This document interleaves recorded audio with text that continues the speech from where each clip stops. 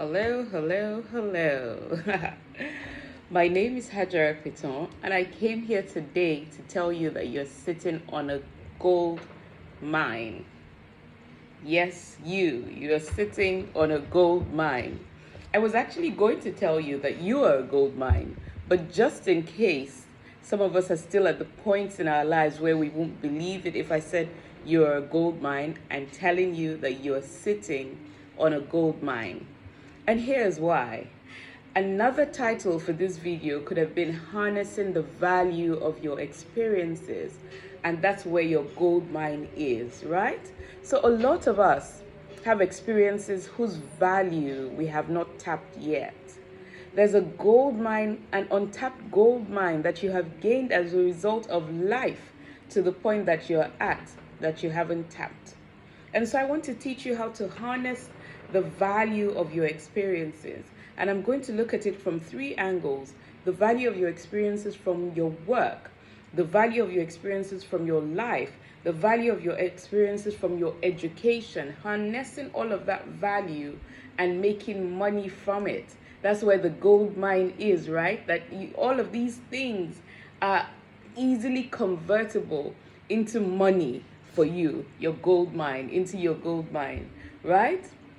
So when we think about it, especially when you think about women and who are starting businesses, in the course of my coaching, I see a lot of women who are starting businesses who are really tentative, who don't want to price well, who don't want to have a conversation about what they're offering, who feel like, I don't want to talk about business. I don't necessarily want to seem to be asking for money. I don't want to seem to be offering a service, right? It's because the value of their experiences have not been harnessed. They haven't said, what do I have and what am I bringing to the table? So for example, if you worked for whatever span of time, or if you're working now, you want to think about, what experiences am I gaining as a result of my work, right? So this is different from what you studied.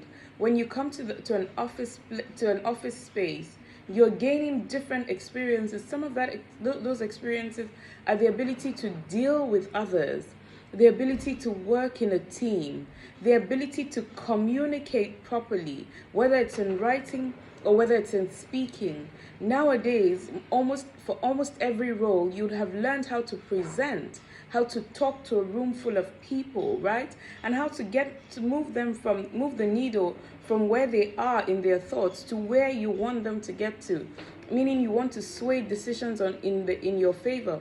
That's a very critical skill, whether it's in business or in life. You want to be able to get people to see your point of view, to communicate it clearly enough that people want to do business with you, they want to buy from you, they want to talk to you, and you have gained that skill, so you have it. It's not something that you're looking for.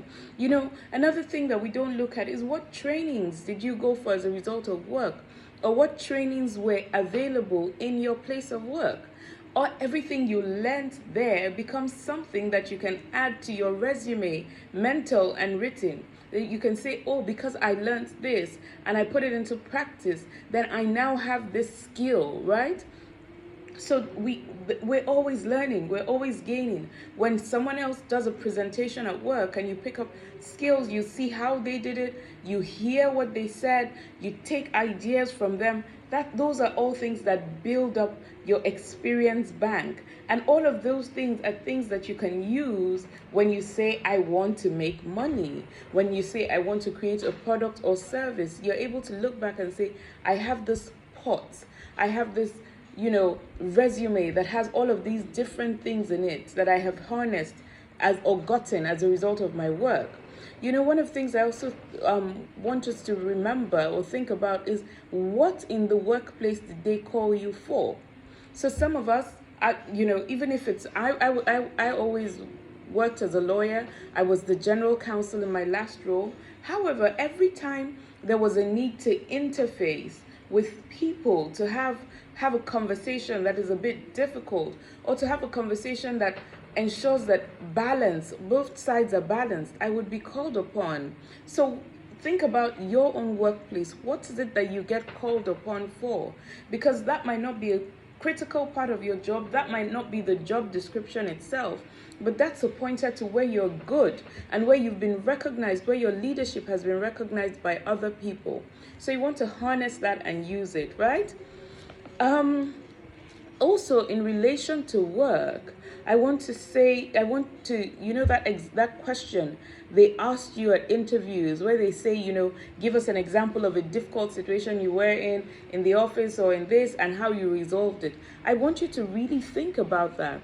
And when you think about a situation, pick up a scenario. When you think about it, don't think about it in terms of how, of the interview question. When you think about it, say, yes, there was that scenario. Yes, this is what I did. And these are the 1, 2, 3, 4 skills, talents I deployed in solving that problem. And then put that aside.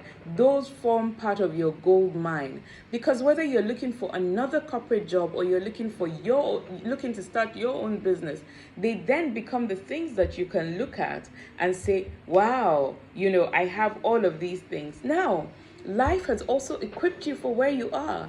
I tell people all the time, I'm a firstborn girl, so I'm a natural boss. I've been telling people what to do for the longest time because I'm the first, right? So even your birth order has taught you something. If you're that middle child who was always rebelling, you're probably someone who thinks outside the box. You're probably someone who, because you wanted to survive when you were little, you had to ask the question, why is it like that? Who says it has to be like that? So you're always challenging the status quo. That's a big skill to bring to the table. It also means that you're an outside the box thinker. You're not limited to what people say, is allowed, right? So you want to think about that. What skills do I have as a result of even my natural birth placement? Now, I also like to think about what skills did I use to survive, and for some of us, I was having a conversation with someone recently, and she was like, you've always been so resilient. Now, if you ask me, because I'm God's daughter, and I generally am of the softer life in terms of, nothing, I don't see things hard or difficult. Like, I just know that I'm taken care of by my Father. But so resilience would not have been a word that I would apply to myself. But when she said that, I thought, that's true. I have been resilient. I overcame that situation. I overcame this other situation. I have come out on top every time, right? So in your own life, what did you develop as a result of needing to survive?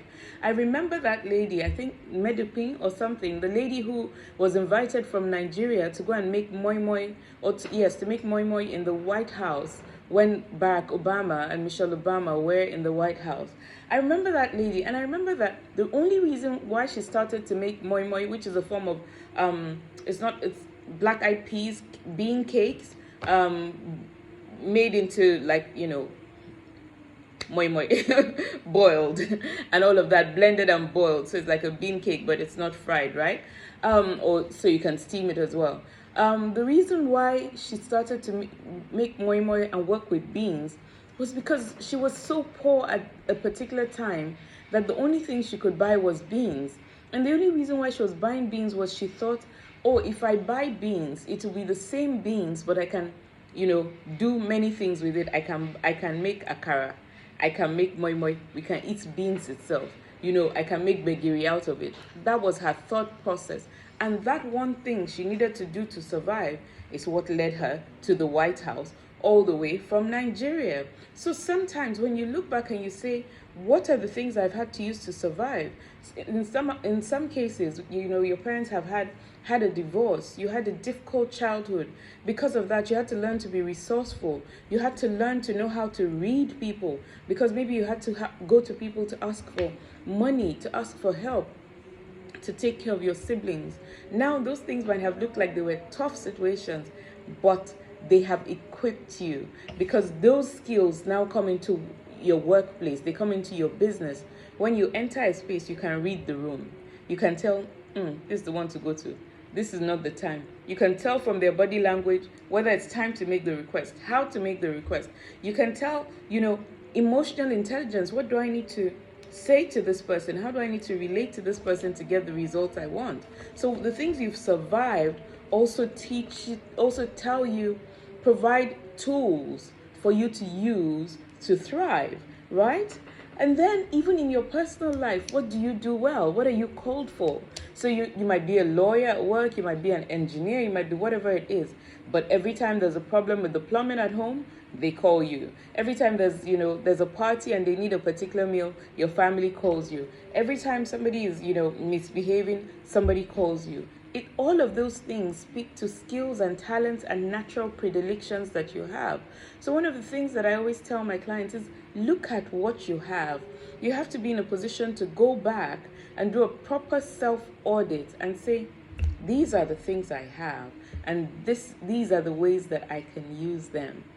Yeah, I just wanted to share that with you. There's more, of course, nature, your nurture, your natural gifts and talents and all of that.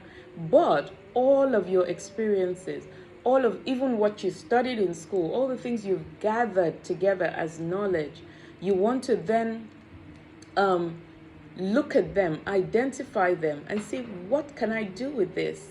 Where does it allow me sell myself better, whether it's in the workplace or as a business owner? Where can I harness all of these and use it to progress, to give myself, to give myself leverage, to give myself an advantage, to get more for myself because of what I know, what has been put in me, and therefore the value that I offer. I hope that you've listened to this, and I hope that you sit down with yourself and do some of these exercises. You are sitting on a gold mine. And it's my job as head coach at the Audacity to Soar network, where we offer coaching that helps you tap the wealth within you, to show these things to you so that you start to bring them out and use them to create vehicles through which you make more wealth and more joy, and therefore make the entire planet, and more importantly, my country, Africa, my country, Nigeria, and my continent, Africa, richer. Ciao. God bless you.